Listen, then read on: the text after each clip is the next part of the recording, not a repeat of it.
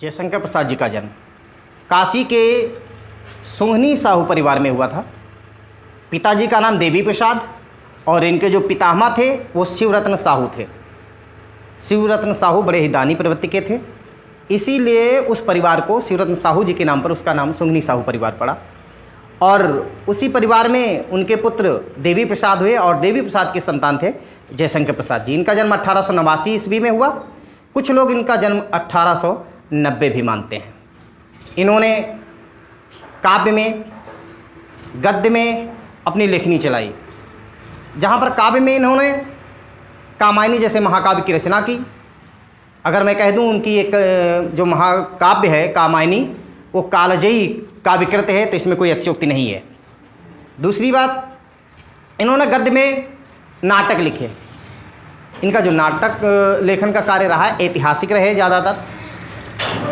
निबंध भी इन्होंने काव्य और कला जैसा एक निबंध भी लिखा। तो मैं बात कर रहा हूँ जयशंकर प्रसाद जी की। आए हम बोर्ड की ओर बढ़े और आपको बताना चाहेंगे किस प्रकार से हम इसको लिख करके, इसको संक्षिप्त लिख करके किस प्रकार से इनका जीवन परिचय हम कंप्लीट कर सकते हैं। बहुत ही कम शब्दों में लिख करके ये आपको कंठस्थ हो सकता है। और ये जो आपको मैं बता रहा हूँ, पढ़ा रहा हूँ, इसकी एक बढ़िया सी कॉपी बनाना अनिवार्य है। कॉपी पर इसका लेखन कार्य आपका सुचारू रूप से होता रहे। आए गौर करें। जयशंकर प्रसाद, जैसा कि बताया गया है, मैं आपको पहले बता चुका हूँ जयशंकर प्रसाद जी।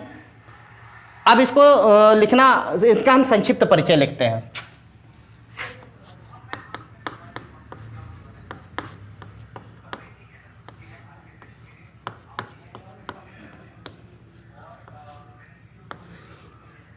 इनका संक्षिप्त परिचय लिखते हैं। गौर करें। जन्म काल,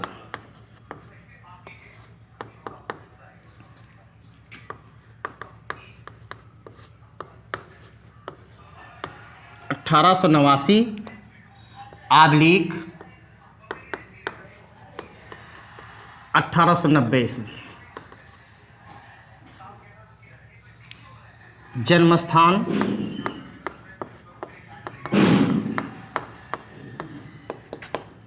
काशी। काशी में हुआ, सुंघनी साहू परिवार में। सुंघनी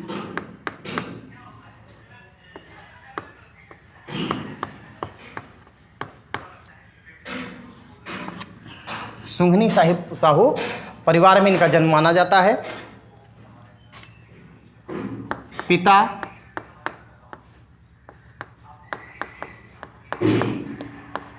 का नाम देवी प्रसाद,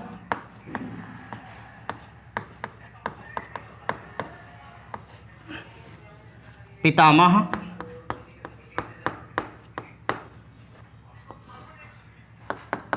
शिवरत्न साहू,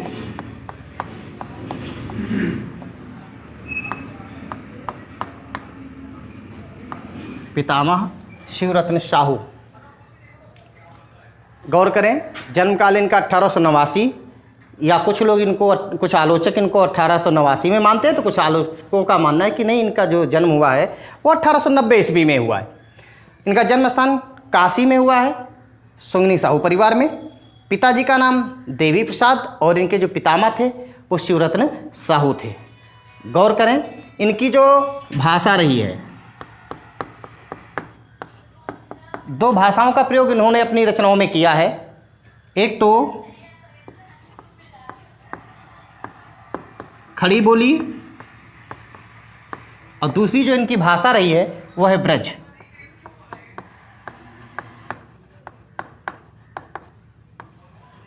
ब्रज भाषा का प्रयोग इन्होंने किया है। दो प्रकार की भाषाओं का इन्होंने प्रयोग किया है।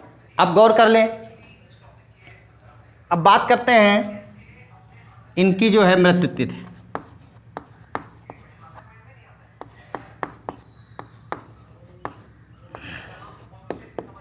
मृत्यु तिथि, जैसा जन्म इनका 1889 या 90 माना गया है, लेकिन इनकी जो मृत्यु तिथि मानी गई है वो 1937 ईस्वी में मानी गई। इनकी जो मृत्यु तिथि है वो 1937 ईस्वी में मानी गई है। इनकी मृत्यु 14 नवंबर 1937 में मानी गई है। ये इनका रहा संक्षिप्त परिचय। अब इनका जो है जीवन परिचय, जैसा कि बोर्ड के एग्ज़ाम में है जीवन परिचय, साहित्यिक परिचय, दो में से एक ही चीज़ पूछी जाती है। सामान्य हिंदी का जो विद्यार्थी उसके लिए साहित्यिक परिचय, और जो साहित्यिक हिंदी का विद्यार्थी है उसके लिए भी ज़्यादातर ये काव्य में साहित्यिक परिचय ही पूछा जाता है। गौर करें। आगे मैं बात कर लूँ जयशंकर प्रसाद जी के बारे में। जब इनका हम जीवन परिचय लिखते हैं, हेडिंग डाल देंगे जीवन परिचय। जीवन परिचय।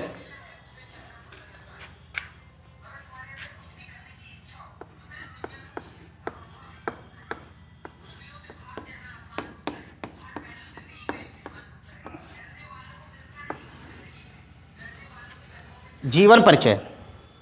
जीवन परिचय लिखने से पहले थोड़ा सा गौर कर लेंगे, हम थोड़ी सी भूमिका बना लेंगे। भूमिका बनाना जरूरी है। 2 लाइन की एक भूमिका बनाएंगे। आफ्टर दैट इनके हम जो है इनके जीवन के बारे में लिखेंगे। जैसा मैं आपको पहले भी बता चुका हूँ, आप लिखेंगे कि छायावाद के जनक, आधुनिक युग के तुलसी के नाम से ख्याति लब्ध को प्राप्त करने वाले महान कवि व लेखक के रूप में प्रसिद्ध जयशंकर प्रसाद जी का जन्म। जयशंकर प्रसाद जी का जन्म, अब आप हम आ जाएंगे जो संक्षिप्त परिचय लिखा हुआ है। जन्म 1889 आप 1990 में काशी के सुंगनी साहू परिवार में हुआ था। इनके पिताजी का नाम देवी प्रसाद और इनके पितामह जो थे वो शिवरत्न साहू जी थे। इनका जीवन बड़ा ही संघर्षमय रहा। इन्होंने अधिकतर जो अपनी शिक्षा रही वो घर पर ही स्वाध्याय करके प्राप्त किया। इसके पश्चात साहित्य के क्षेत्र में अपनी लेखनी को चलाने वाले इस महान महान कवि ने इस संसार को 14 नवंबर 1937 ईस्वी को अलविदा कह दिया। अर्थात इस संसार को छोड़कर वो हम लोगों से बहुत दूर चले गए। गौर करता हूँ, ये जीवन परिचय में इतना लिखेंगे, मात्र 80 शब्दों में लिखना, इसलिए इसको ज़्यादा हम बढ़ाने का प्रयास नहीं करेंगे। इसके बाद हम बात करते हैं साहित्यिक परिचय की। साहित्यिक परिचय की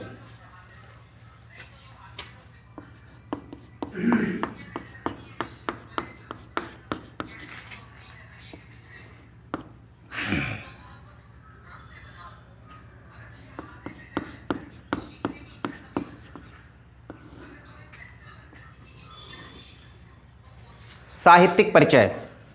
साहित्य में इन्होंने क्या योगदान दिया, आपको बता दूं कि द्विवेदी युग से अपना लेखन काल शुरू करने वाले, अपना लेखन काल जयशंकर प्रसाद जी ने द्विवेदी युग से शुरू किया था।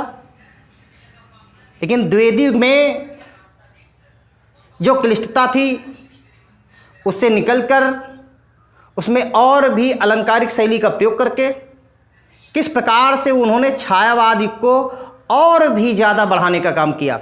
इसमें जहाँ पर उन्होंने प्रकृति का मानवीकरण किया, किस प्रकार से प्रकृति के मानवीकरण के माध्यम से उन्होंने अपनी लेखनी चलाई और जन सामान्य को उसे जोड़ने का प्रयत्न किया।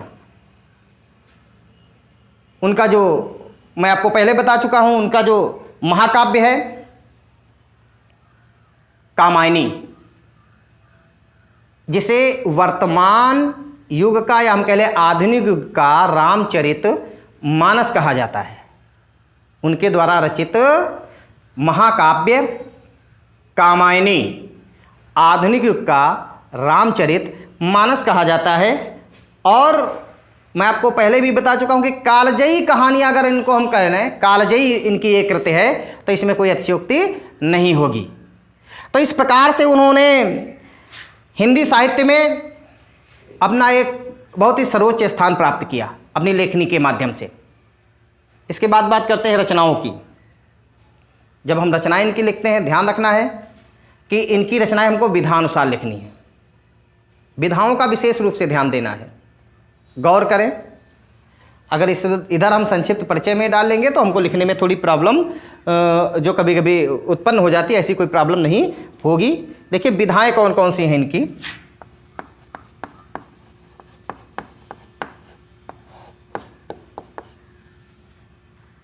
विधाओं में इन्होंने काव्य में अपनी रचनाएं की, नाटक लिखे,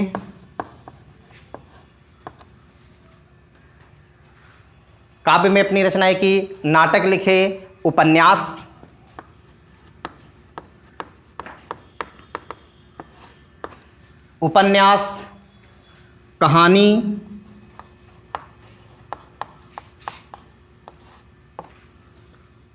कहानी लिखा और निबंध भी लिखा।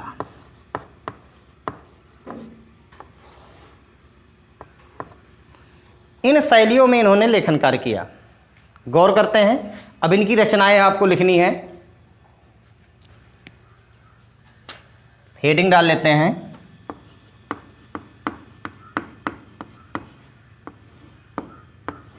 रचनाएं।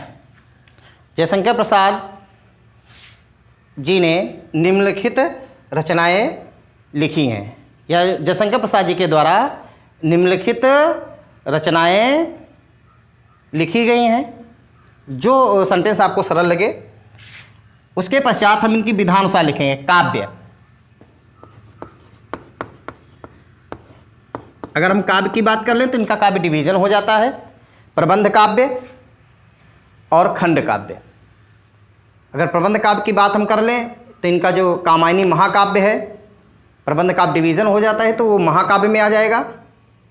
तो कामायनी जैसा महाकाव्य, लहर, आंसू, झरना, ये इनके काव्य के अंतर्गत आने वाली रचनाएं हैं। ये इनकी काव्य के अंतर्गत आने वाली रचनाएं हैं। गौर कर लें, मैंने बताया कामायनी,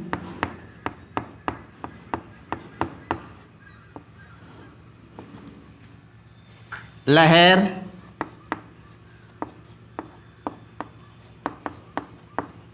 झरना,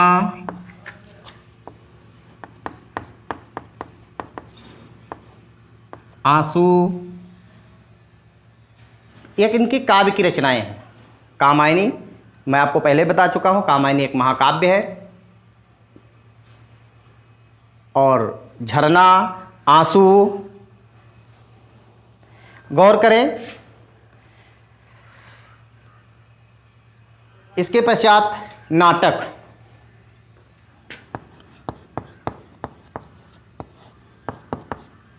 नाटकों की अगर हम बात करते हैं तो प्रमुख रूप से इन्होंने ऐतिहासिक नाटक लिखे, जैसे ध्रुव स्वामिनी,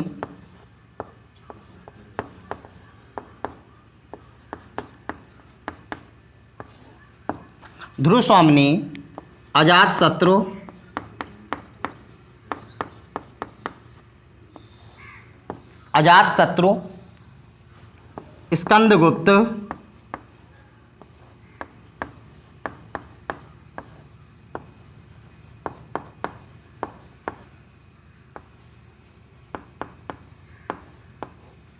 आदि। उपन्यासों की बात कर ले हम,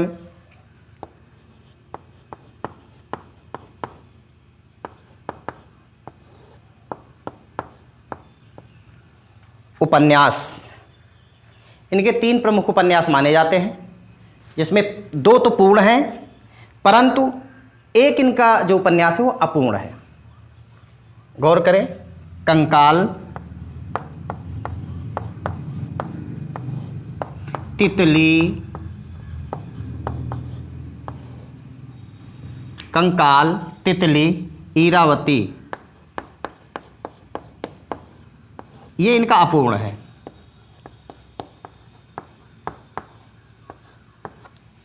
ये इनके उपन्यास हैं।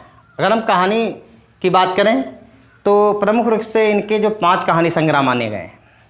कहानी संग्रह,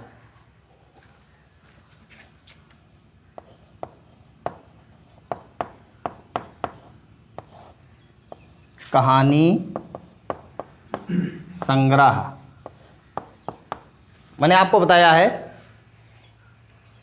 इनके जो कहानी संग्रह है 5 प्रमुख कहानी संग्रह माने गए हैं। गौर करिए, मैं जो बात करता हूँ प्रतिध्वनि, छाया, लिख लेते हैं इसको हम, आकाशदीप, प्रतिध्वनि, छाया, आकाशदीप,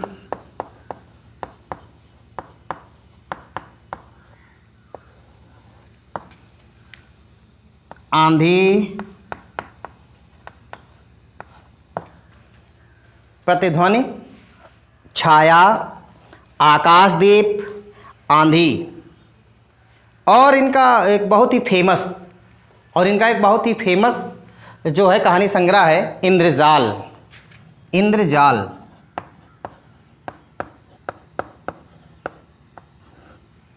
इंद्रजाल।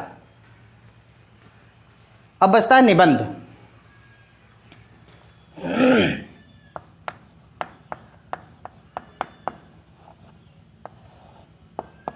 अगर हम निबंधों की बात करते हैं तो इनका एकमात्र निबंध है काव्य और कला।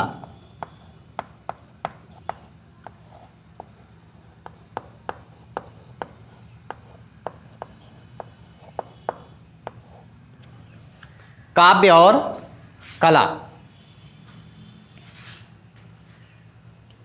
तो जयशंकर प्रसाद जी के बारे में मैंने जो आपको बताने का प्रयास किया है, मेरा ये प्रयास है कि आपको बड़े ही सरल तरीके से आपको एक कंठस्थ हो जाए। इसलिए ज़रूरी है कि इन सारी चीज़ों को हम अपनी फेयर कॉपी पे लिखते रहें और कंठस्थ भी करते रहें। मैं बात करूँगा, मैंने आपको बताया कि जैसे इनका जो कामायनी महाकाव्य है ये कालजयी के रूप में माना जाता है। आपको बता दूं, इससे जुड़ा कोई ना कोई एक क्वेश्चन आ जाता है कामायनी से। अक्सर ये आ जाता है कि इसका, जैसे अभी 2020 का जो आपका बोर्ड एग्ज़ाम हुआ उसमें पूछ लिया गया कि कामायनी का प्रथम सर्ग कौन सा है। कभी कभी पूछ लिया जाता है कि श्रद्धा सर्ग किस सर्ग के बाद आता है। तो इस कामायनी महाकाव्य के में जो सर्गों की संख्या है उनको जानने और समझने के लिए हम 4 लाइनें लिखते हैं और उन 4 लाइनों के माध्यम से उस कामायनी महाकाव्य का सब कुछ जो है हमको ज्ञात हो जाता है। गौर करें, कामायनी महाकाव्य को में के जो सर्ग हैं वो कैसे हमको कंठस्थ हों। गौर करें,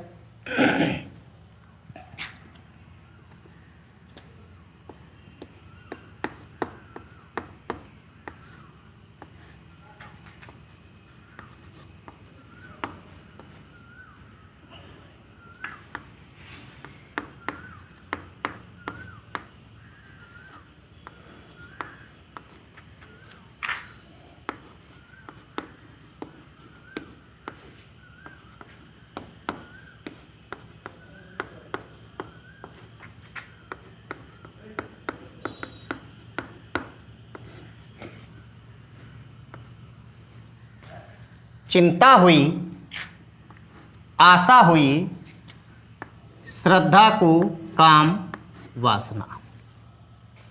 ये क्रमशः जो सर्ग हैं वो आपको के सामने हैं। गौर करते रहें। चिंता हुई, आशा हुई, श्रद्धा को काम वासना। अगला लिखेंगे लज्जा कर्म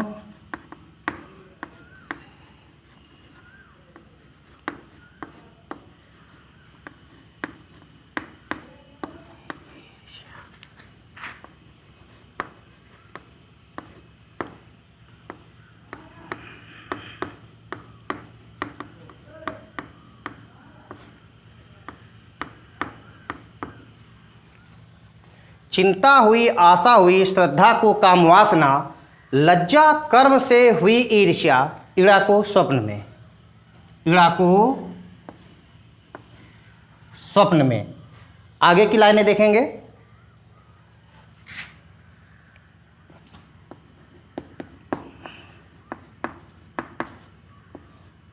संघर्ष हुआ निर्वेद,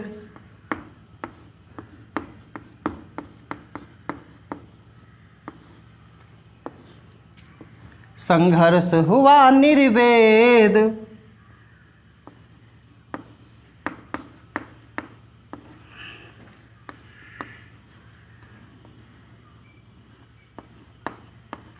दर्शन हुए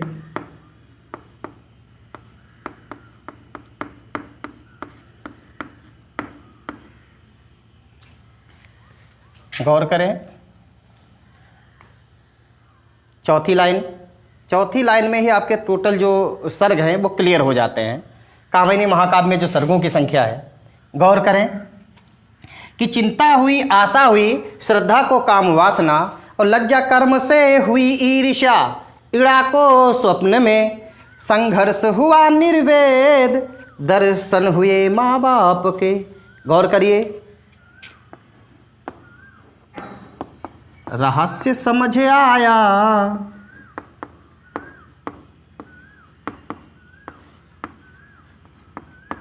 रहस्य समझ आया,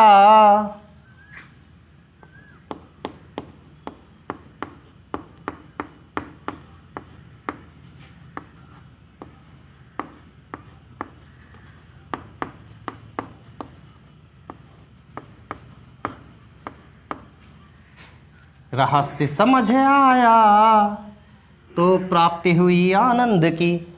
ये 15 सर्ग आपके हो गए।